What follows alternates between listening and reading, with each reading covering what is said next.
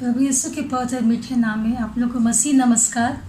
और परमेश्वर ने फिर एक मौका दिया है कि हम मिल कर के परमेश्वर के वचन से कुछ सीखने पाते हैं।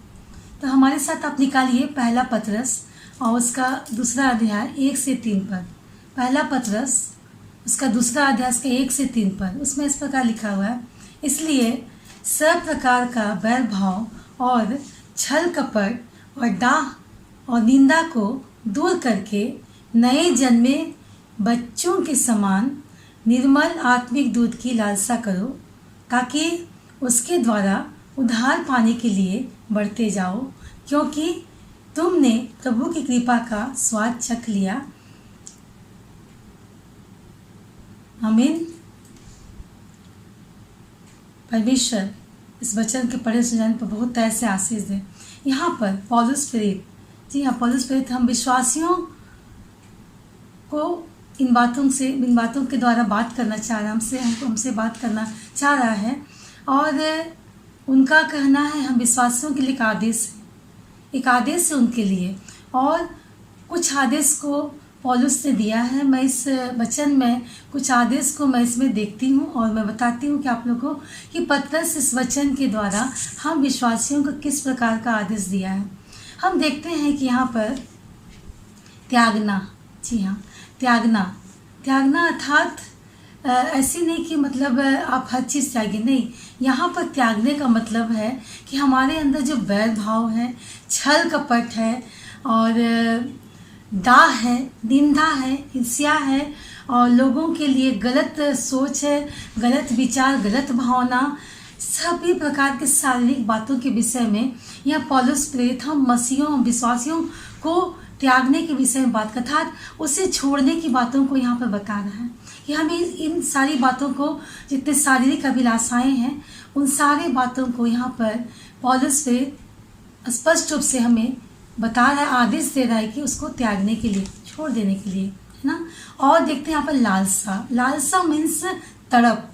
हम किसी चीज़ को, अगर हमारा कोई गोल, कोई एम होता है तो उसको हम पाने के लिए अपने पूरे एक मतलब अंदर से जो होता है, हमारे अंदर इच्छा रहता है, वो तड़प रहती है कि हमको उसको पा लेना है।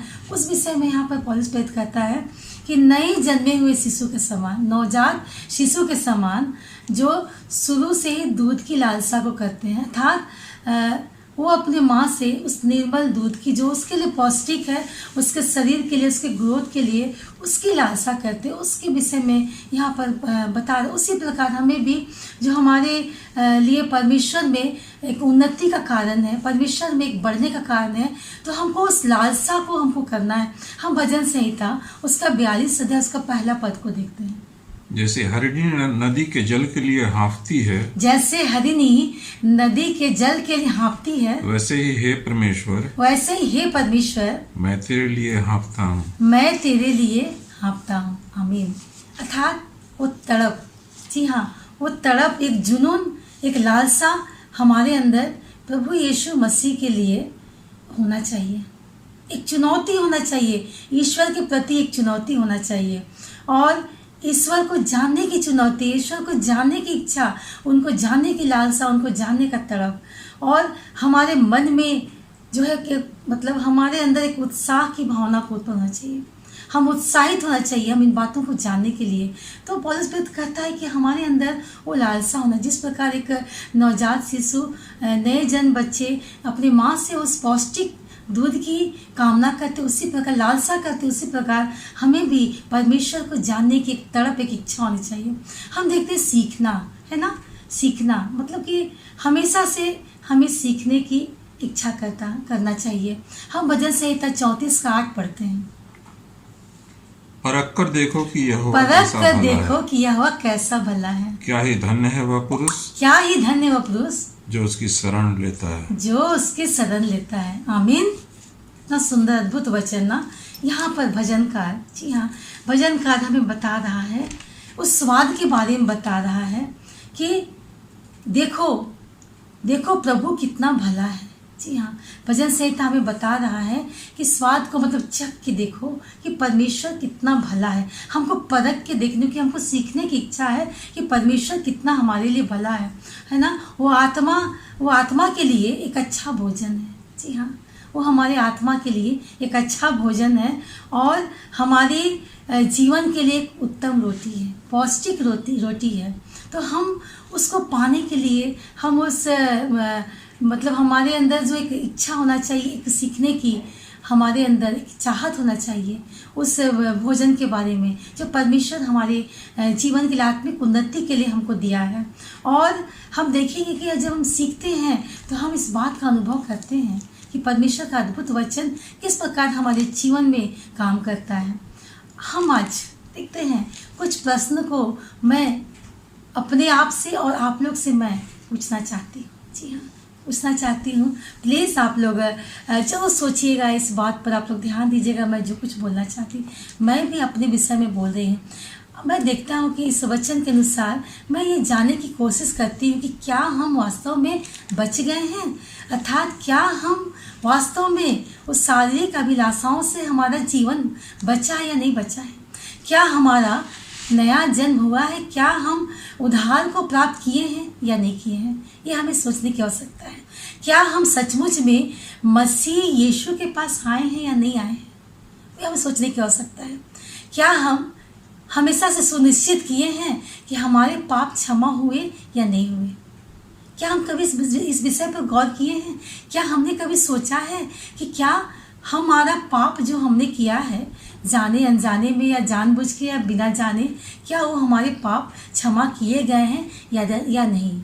जी हाँ, हमें आज इस बात को सोचने की आवश्यकता है इस वचन के आधार पर। जी हाँ, हम सोचे परखे, अगर ये सारी बातें आपका हाँ में अगर जवाब है तो आप सच में आप आत्मिक उन्नति की ओर आप हैं, आप परमेश्वर के पास में हैं, आप परमेश्वर के बेटे बेटियां हैं।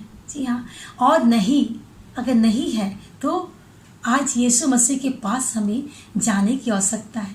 हमें अपने सारे गुनाहों से फिरने की आवश्यकता है, हमें पश्चाताप करने की आवश्यकता है। जी हाँ, अपने जीवन में हमें प्रभु यीशु मसीह को आमंत्रित करना है, उन्हें न्योता देना है अपने जीवन में, अपने जीवन का स्वामी उन्हें बनाना है और उसके संग रहने के लिए अपने आप को तैयार करना है। जी हाँ, हम जितने विश्वासी लोग हैं जो आज हमारे साथ जुड़े हैं, जी हाँ, हर एक लोगों के विषय में मैं ये बातें करना चाहती हूँ अपनी ओर से नहीं, बस वचन की ओर से, कि जितने लोगों का विश्वास मसीह यीशु में है, उनके लिए ये समय है कि प्रभु के साथ हम आगे बढ़ें और हम प्रभु के उस वचन के वायदे के मुताबिक हम अपने जीवन में उसका लाभ उठाएं और जो कुछ हमें परमेश्वर देता है उन बातों के लिए हम परमेश्वर से आशीषित किए जाते हैं।